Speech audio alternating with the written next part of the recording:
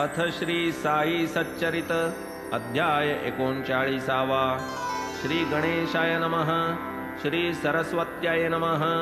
श्री गुरुभ्यो नमः। श्री कुलदेवताय नमः। श्री सीतारामचंद्राभ्यां नमः। श्री सद्गुरु साई नाथाय नमः। धन्य धन्य शिरडी स्थान, धन्य द्वारकामाई भुवन, जेथे श्री साई पुण्य पावन आनिर्वाण वावरले। धन्य धन्य शिर्डीचे जन, जया लागी इतुक्या लांबून, जेणे कवण्याही निमित्ते येऊन ऋणी करून ठेविले। गाव शिर्डी आधी लहान, साई सहवासे झाला महान, त्याचेनी झाला अतिपावन, त्याचेनी तीर्थपण तयाला। त्या शिर्डीच्या बायाही धन्य, धन्य त्यांची श्रद्धा अनन्य, न्हाता दळिता कांडिता धान्य, गाती असामान्य साई ते। धन्य धन्य तयांचे प्रेम, गीते गाती अत्युत्तम, ऐकता तयातील काही अनुत्तम, होतसे उपरम मनस। म्हणून या श्रोतयांप्रती यथा काळे कथानुसंगती, भावया तयांची जिज्ञासा तृप्ती, देईन विश्रांती दायकती। साई निजामशाहीत प्रकट, आम्रतळी मार्गा निकट, धूप खेड्याचे वऱ्हाडा सकट, शिर्डीस अवचट पातले। या खेड्यातील पुण्यवान, चांद पाटील नामाभिधान, तया आरंभी जडले हे निधान, इतरा दर्शन त्याचेनी। कैसी तयाची घोडी हरवली, कैसी साईंची गाठी पडली, कैसी तयांनी चिलीम पाजिली, घोडी त्या दिसली मिळवून।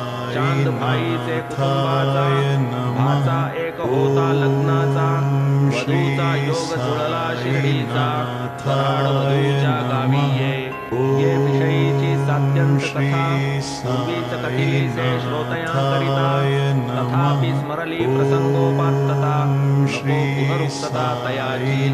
चांद पाटील केवळ निमित्त, भक्तोद्धाराची चिंता अत्यंत, म्हणून साई हा अवतार धरीत, स्वयेच की येत शिर्डीत।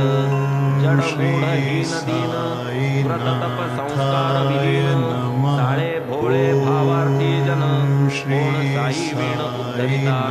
18 वर्षांचे वय, तेथून एकांताची सवय, रात्री कुठेही पडावे निर्भय, सर्वत्र ईश्वरमय जासी। होता जेथे पूर्वी खड्डा, अवघ्या गावचा जो हिरडा, दिवसा फिरावे चहूकडा, रात्री पहुडावे ते स्थानी।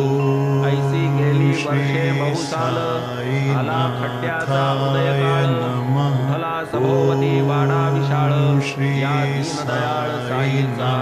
अंती त्याच खड्ड्याचा गाभारा, झाला विसावा साई शरीरा, तेथेच त्यांना अक्षयधारा, झाला उभारा समाधीचा। तोच प्रणतवत्सल साई समर्थ, दुस्तर भवानव संतरणार्थ, ही निज चरित्र नौका यथार्थ, भक्तजन हितार्थ निर्मितसे।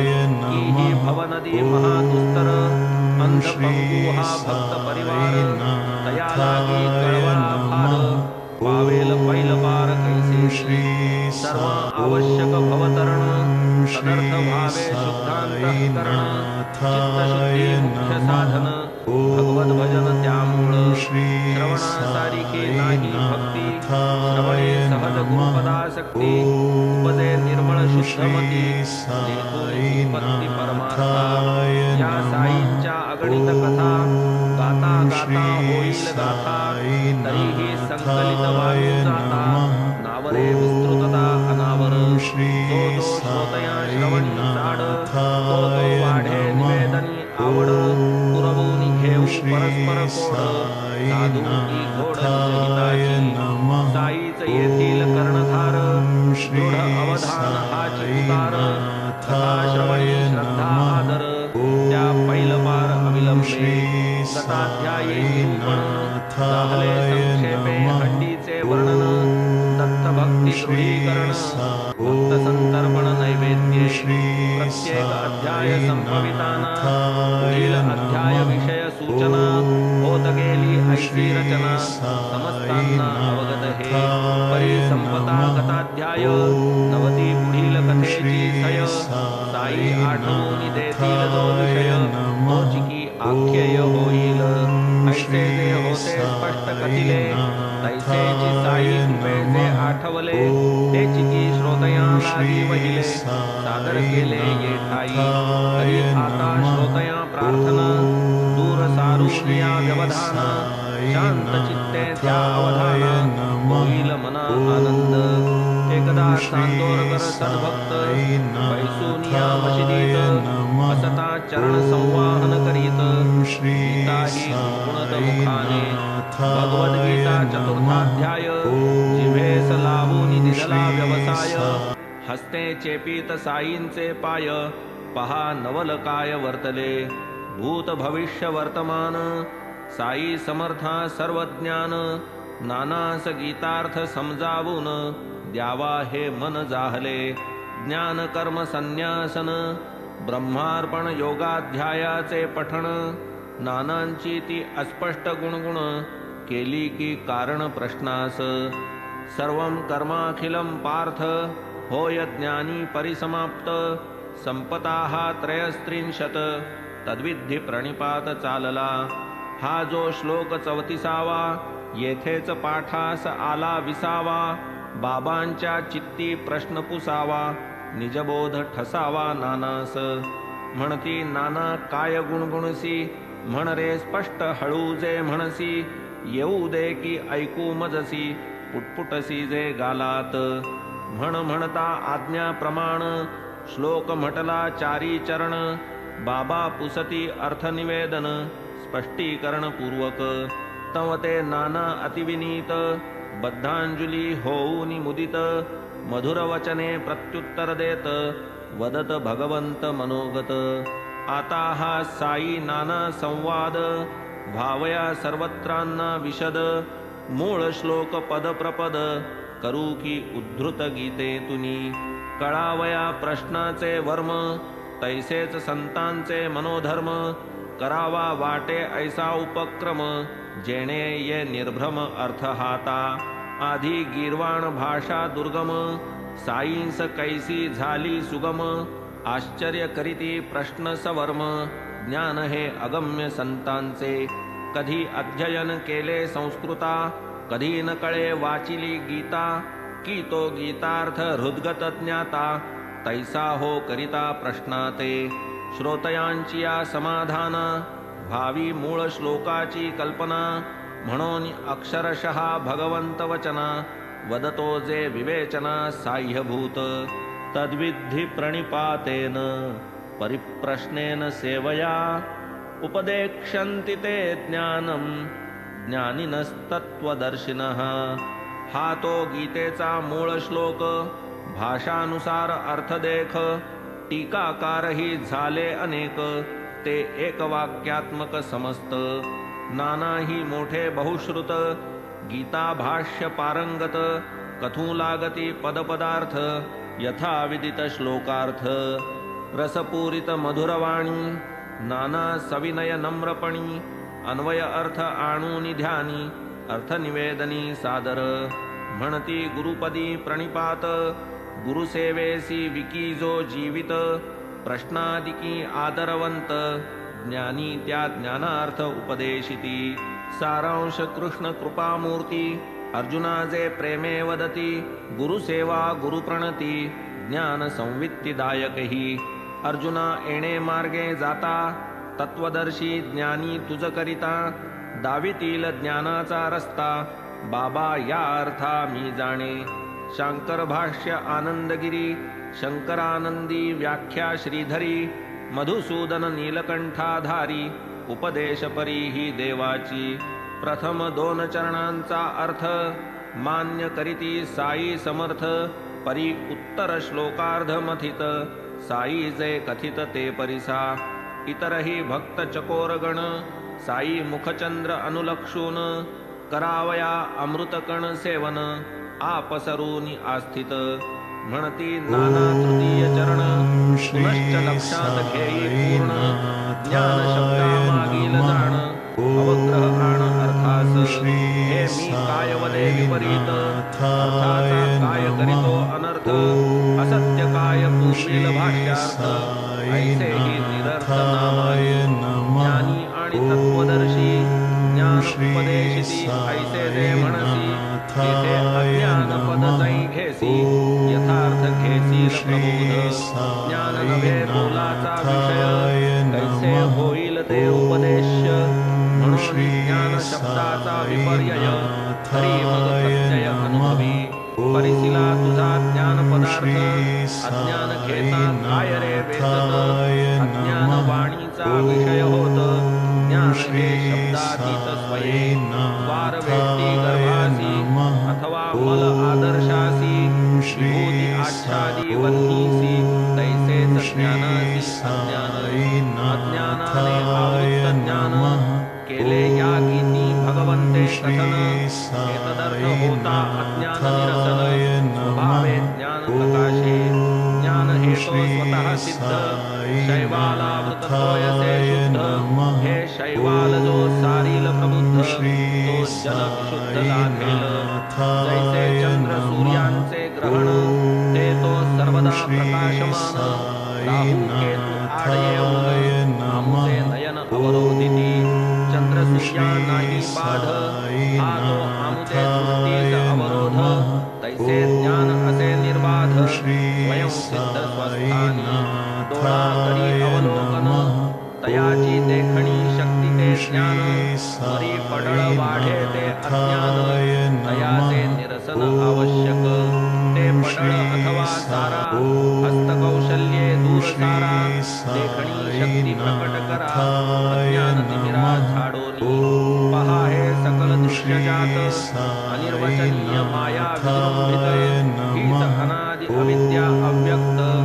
अज्ञान विलसित ते हेच ज्ञान ही वस्तू जाणावयाची नव्हे ती विषय उपदेशाची प्रणिपात परिप्रश्न सेवा हीची गुरुकृपेची साधने विश्वासे सत्यत्व महाभ्रम हेची ज्ञानावरण तम निरसूनी जावे लागे प्रथम प्रज्ञान ब्रह्म प्रकटे तै संसार बीजते अज्ञान डोळा पडता गुरुकृपांजन पुढे मायेचे आवरण पुढे ते ज्ञान स्वाभाविक ज्ञान हे तो नवे साध्य हे तो आधीच स्वयंसिद्ध हे तो आगम निगम प्रसिद्ध अज्ञान हा विरोध ज्ञानाला देवा भक्ताचे भिन्नपण हेच मूळ अज्ञान विलक्षण तया अज्ञानाचे निरसन होताच पूर्ण ज्ञान पुरे थोरापोटी सर्पाजनन हे तो शुद्ध स्वरूपा ज्ञान स्वरूपोपदेशे निरसे अज्ञान पुरे ते ज्ञान दूराचे कोटी सुवर्णवरी काट काटापोटी लखलखाट परी तो भावया लागी प्रकट अव्यवाटची आवश्यक माया मूळ देहजनन अदृष्टाधीन देहाचे चलन वन्वे सर्व अदृष्टाधीन देहाभिमान अज्ञान म्हणून जे स्वये निरभिमान तयान सुख दुःखाचे भान विरे जै अहंकाराचे स्फुरण तैच अज्ञान निरास स्वस्वरूपाचे अज्ञान तेच मायेचे जन्मस्थान होता गुरुकृपा माया निरसन स्वरूप ज्ञान स्वभावे एका भगवत भक्ती वीण किमर्थ इतर साधनी क्षीण ब्रह्मदेव ही माये अधीन भक्तीच सोडवण तयाही हो का ब्रह्मसदन प्राप्ती भक्ती वाचून नाही मुक्ती तिथेही चुकल्या भगवत भक्ती पडे तो पुनरावृत्तीत तरी भावया माया निरसन उपाय एक भगवत भजन भगवत भक्ता नाही पतन भवबंधन नाही तया जन म्हणती माया लटकी परीती आहे महाचेटकी ज्ञान्या फसवी घटको घटकी भक्त नाचविती चुटकीवरी जेथे ठकती ज्ञान संपन्न तेथे टिकती भाविक जन की ते नित्य हरिचरणी प्रपन्न ज्ञानाभिमान धनज्ञानी म्हणून भावया माया तरण धरावे एक सद्गुरु चरण निघावे तया अनन्य शरण भवभय हरण तात्काळ अवश्य येणार येवो मरण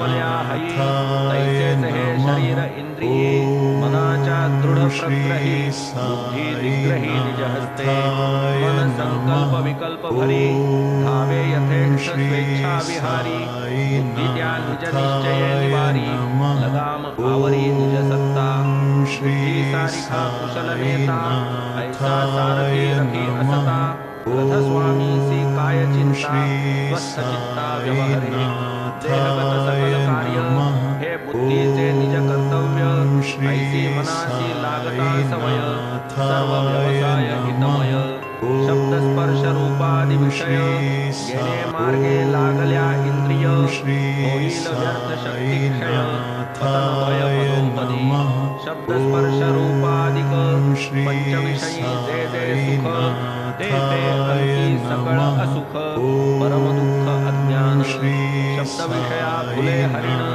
अंती वेची आपुला प्राण स्पर्श विषया सेवी वारण साहे आकर्षण अंकुशे रूप विषया फुले पतंग जाळून निमे आपुले अंग मीन भोगी रस विषय भोग मुखे सवेल प्राणास गंधा लागी होऊनी गुंग कमल कोशी पडे भृंग एकेका पायी कितुका प्रसंग पासांचा संघ भयंकर ही तो स्थावर जलचर पंखी जयांची दुस्थिती देखो देखी ज्ञाते मानव ही विषयोन्मुखी अज्ञान आणखी ते काय अज्ञाननाशे विषय विमुख होता होईल उन्मनी हरिख जीव ज्ञान स्वरूपोन्मुख आत्यंतिक सुख लाधेल चित्ते करा हरिगुरु चिंतन श्रवणे करा चरित्र श्रवण मने करा ध्यानानुसंधान नामस्मरण जिव्हेने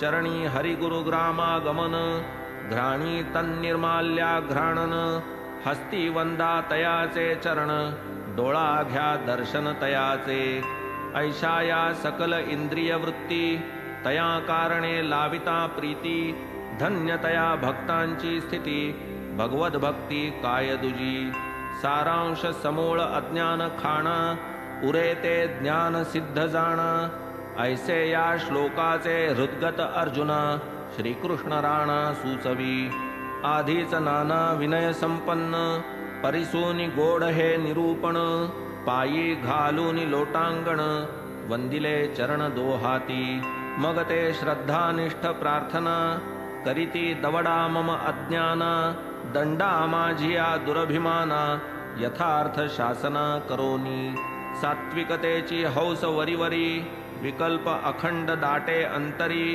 अपमान साहेना क्षणभरी अज्ञानते तरी काय दुजे कोटी प्रतिष्ठेची उजरी ध्यानाविर्भाव दावी वरी काम क्रोध धुमसे भीतरी अज्ञानते तरी काय दुजे आतुनी सकळ कर्मे नष्ट बाहेर मिरवू ब्रह्मनिष्ठ आचारहीन विचार भ्रष्ट अज्ञान स्पष्ट काय दुजे बाबा आपण कृपाघन करोनिया कृपाजल सिंचन करा हा अज्ञान दावानल शमन होईन मी धन्य इतुकेनी न लगे मज ज्ञानाची गोठी निरसा माझिया अज्ञान कोटी ठेवा मजवरी कृपादृष्टी सुख संतुष्टी तेची मज साई सप्रेम करुणा घन नानास निमित्ता पुढे करून तुम्हा आम्हा सकला लागून गीतार्थ प्रवचन हे केले गीता भगवंताचे वचन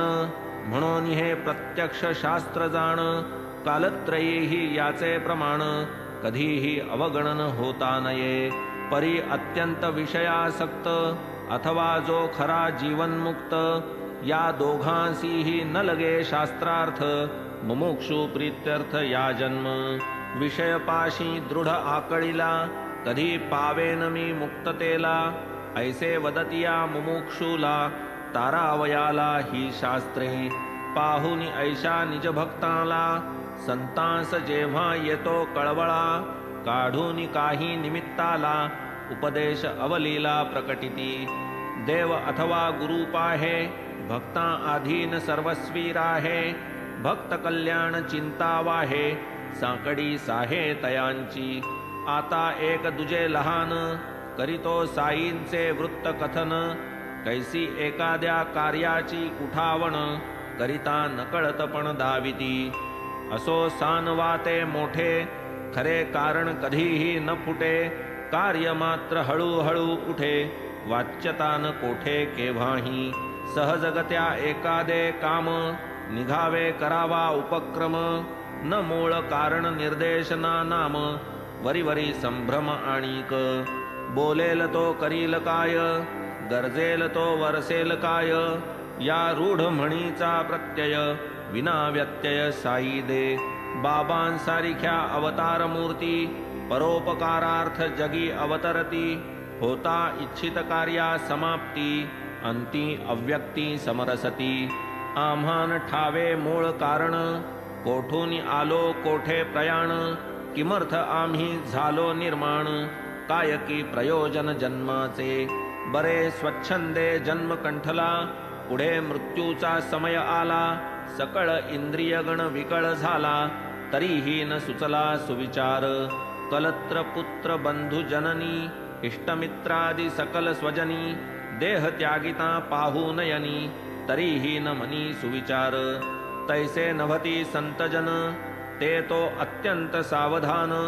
अंतकालाचे पूर्ण ज्ञान ठावे निज निर्वाण तयाते. देह असे तो अतिप्रीती भक्ता लागी देहे झिजती. देहावसानी ही देहावस्थिती निज भक्त हिती लाविती. देह ठेवावयाचे आधी कोणी आपुली बांधिती समाधी. की पुढे निज देहा विश्रांती मिळावी निश्चिती ते स्थानी. तैसेच पहा बाबांनी केले परी ते आधी कोणा न कळले. समाधी मंदिर बांधवून घेतले अघटित केले तयांनी. नागपूरस्थ मोठे धनिक बापू साहेब बुट्टी नामक. तया हस्ते हे बाबांचे स्मारक उभविले देख बाबांनी. बापू साहेब परमभक्त साई चरणी नित्यानुरक्त. आले निज परिवारा सहित राहिले शिर्डीत सेवेस. धरुनी साई चरणी हेत नित्यानुवर्ती तेथेच वसत. पुढेही तैसेच नित्यांकित रहावे शिर्डीत वाटले. घ्यावी एखादी जागा विकत उठवावी एक छोटी इमारत. स्वतंत्रपणे वसावे तेथ आले की मनात तयांच्या. येथे हे पेरिले मूळ बीज त्याचाच वृक्ष हे मंदिर आज. दृश्य स्मारक भक्त काज साई महाराज प्रेमाचे. कैसा कैसा याचा उभारा झाला उपक्रम कवण्या प्रकारा. कैसा हा आला या आकारा वृत्तांत सारा अवधारा. विचार हे ऐसे चित्ती दीक्षितांची या माडीवरती. बापू साहेब निद्रिस्त स्थिती दृष्टांत देखती मौजेचा. तेथेच एका बिछाण्यात माधवरावही असता निद्रिस्त. त्यासही तोच दृष्टांत परमविस्मित दोघेही. बापू साहेब स्वप्न देखती बाबा तया ते आज्ञापिती. आपणही आपुला वाडा निश्चिती देऊळा समवेती बांधावा. होता क्षणीचा हा दृष्टांत बापू साहेब जाहले जागृत. आमूल स्वप्न आठवीत आसन स्थित निजशेजे. इकडे ऐसे चालले असता माधवराव ऐकिले रडता. बुट्टी तयास जागे व्हा ओरडता. निद्रितावस्था मावळली. का हो आपण का रडत होता ऐसे माधवरावास पुसता. म्हणती श्रींचे प्रेमोद्गार परिसता. प्रेमोद्रेकता पावलो. बाष्प गदगद जाहला कंठ. नयनी आसुवे वाहिली उद्भट. प्रेम नावरे आवरिता उत्कट. जाहले परिस्फुट रुदनात. येऊनी बाबा माझिया निकट. आज्ञा दिधली मजला स्पष्ट. वाडा देऊळ होऊ द्या प्रकट. पुरवीन अभिष्ट सर्वांचे. बापू साहेब अंतरी विस्मित. दोघां लागी एकची दृष्टांत. मन जाहले संशयरहित. कार्यार्थोद्यत निश्चित. बुट्टी स्वये गर्भश्रीमंत. वाडा देऊळ बांधू समर्थ. माधवराव केवळ सुखवस्त. एकची दृष्टांत उभयाते. परस्परांची स्वप्ने जुळली. परमानंदा भरती आली. रूपरेखा निश्चित केली. योजना अनुमोदिली काकांनी. असो उदयीक प्रातःकाळी तिघेही असता बाबांजवळी. बाबा नित्य प्रेम समेळी मुख न्याहाळीत श्यामाचे. श्यामावदे देवा हा खेळ काय आहे तुझा अकळ. झोपही न घेऊ देसी निश्चळ तेथेही आम्हा ते बरळविसी. तेव्हा बाबा ते परिसुनी हस्त ठेवीत आपुले कानी. वदत आम्ही आपुले ठिकाणी म्हणोत कोणी काहीही. असो मग ती पूर्वोक्त योजना मांडिली बाबांची या अनुमोदना. जाहली तात्काळ बाबांची अनुज्ञा समंदिर सदना बांधावया. माधवरावांनी बांधिली कंबर झाला तळमजला तळघर. त्यांचेच हातून झाली विहीर काम हे येथवर पोहोचले. लेंडीवरी जात असता अथवा तेथून मागे परतता खिडक्या बाऱ्या दारे बसविता बाबा उत्सुकता अवलोकित. वदत करून तर्जनीवरी येथे दार येथे बारी. येथे पूर्वेस काढा गॅलरी शोभा बरी दिसेल. पुढे कार्यकारण निमित्ते बापू साहेब जोगांचे हस्ते पुढील काम होणारे होते ते मग त्याते सोपविले. ऐसे काम होता होता स्फुरण झाले बुट्टींच्या चित्ता. यातची एक गाभारा धरिता मुरलीधर स्थापिता येईल. कल्पनेचा झाला उदय परी न पुसता बाबांचा मनोदय. बुट्टी न आरंभीत काहीही कार्य विना गुरुवर्य आज्ञापन. हा तो त्यांचा नित्यनेम अनुज्ञा बाबांची हेच वर्म. नाही ऐसे एकही कर्म त्यावीण उपक्रम जयाते. किमर्थ व्हावे मध्ये दालन काय आहे त्याचे प्रयोजन. दोन्हीकडील भिंती पाडून करावे स्थापन मुरलीधरा. दालनाचे व्हावे देवालय बापू साहेब यांचा मनोदय. परी पुसावा बाबांचा आशय असल्यास निसंशय करावे. म्हणून वदले माधवरावा आपण बाबांचा विचार घ्यावा. मग पुढील आक्रम योजावा रुचेल देवा तैशा परी. बाबा फेरीवर असता वाडियाच्या सन्निध येता. द्वारा निकट स्वारी पावता काय पुसतात शामराव. देवा बापू साहेब वदती दालनाच्या दोन्ही भिंती पाडून तेथे स्थापू प्रीती.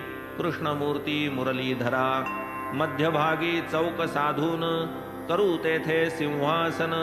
वरी मुरलीधर विराजमान शोभायमान दिसेल. ऐसे बापू साहेब योजिती परी पाहिजे आपुली अनुमती. देऊळ वाडा दोन्ही ये रीती हातोहाती होतील. ऐकून ही श्यामाची उक्ती बाबा आनंदे बरे म्हणती. देऊळ पूर्ण झाली यावरती येऊ की वस्तीस आपणही. लावून वाडियाकडे दृष्टी बाबा करीत मधुर गोष्टी. वाडा पुरा झालिया पाठी आपुले साठीच तो लावू. तेथेच आपण बोलू चालू तेथेच आपण अवघे खेळू. प्रेमे आपापण कवटाळू भोगू सुकाळू आनंदाचा. असो तेव्हा श्री साईंप्रत माधवरावजी ऐसेही पुसत. हेची जरी अनुज्ञा निश्चित पायासी मुहूर्त करू की. बरी आहे ना देवा वेळ फोडावया आणू ना नारळ. फोड फोड म्हणता तात्काळ आणून श्रीफळ फोडिले. असो पुढे झाला गाभारा मुरलीधर देवाचा चौथरा. मूर्ती एका कारागिरा सोपविली की करावया. पुढे आली ऐसी वेळ बाबांस आले दुखणे प्रबळ. निकट पातला अंतकाळ अंतरी तळमळ भक्तांच्या. बापू साहेब अस्वस्थ चित्ती आता पुढे या वाड्याची स्थिती. काय होईल नकळे निश्चिती म्हणून खंती उद्भवली. इत उत्तर बाबांचे पाय मंदिरास या लागती काय. लाखो रुपये जाहले व्यय अंती हा व्यत्यय पातला. बाबांनी देह ठेविल्यावर कशास मुरलीधर वा घर. कशास वाडा अथवा मंदिर दुश्चित्त अंतर बुट्टींचे. पुढे कर्मधर्म संयोगे अंत समय साई नियोगे. जाहले वाड्याची या महद्भाग्ये मनाजोगे सकळांच्या मजला वाड्यात द्या ठेवून हे अंतकाळीचे बाबांचे वचन निघता बाबांची या मुखातून जाहले निश्चिंत मन सर्वांचे मग ते पवित्र साई शरीर जाहले गाभारिया माझी स्थिर वाडा जाहला समाधी मंदिर अगाध चरित्र साईंचे धन्य भाग्य त्या बुट्टींचे जयांची या गृही स्वसत्तेचे विसावे शरीर श्री साईंचे नाम जयांचे अतिपावन असो ऐसी ही कथा पावन परिसोनी श्रोते सुख संपन्न हेमाड साईनाथांसी शरण सोडीन चरण क्षणभरी घडोत भोग इष्टानिष्ट साई एक राखिता संतुष्ट वर्तता मार्गे यथोपदिष्ट लाधेल अभीष्ट अचूक कथा वक्ता आणि वदन जेथे साई समर्थ आपण तेथे हेमाड कोठील कवण उगाच टोपण नावाचा म्हणून पुढे होईल प्रेरणा तैसीच कथा येईल श्रवण वेळी होईल जी जी रचना तियेची विवंचना का आज स्वस्ति श्री संत सज्जन प्रेरिते भक्त हेमाडपंत विरचिते श्री साई समर्थ सच्चरिते गीता विशिष्ट श्लोकार्थ निवेदनम तथा समाधि मंदिर निर्माणं नाम 39तमोऽध्याय संपूर्णः। श्री सद्गुरु साईनाथार्पणमस्तु। शुभं भवतु। श्री सच्चिदानंद सद्गुरु साईनाथ महाराज की जय।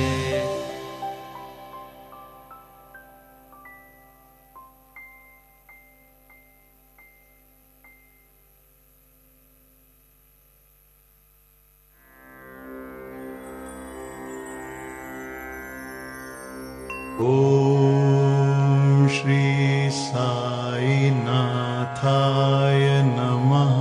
ॐ श्री साईनाथाय नमः।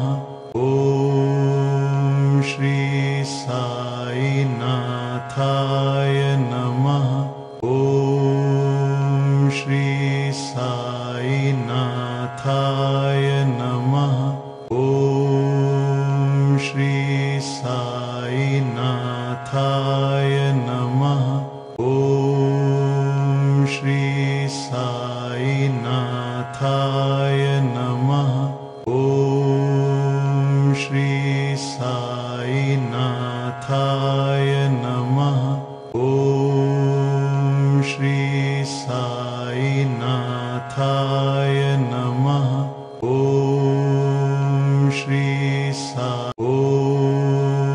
श्री साईनाथाय नमः। ॐ श्री साईनाथाय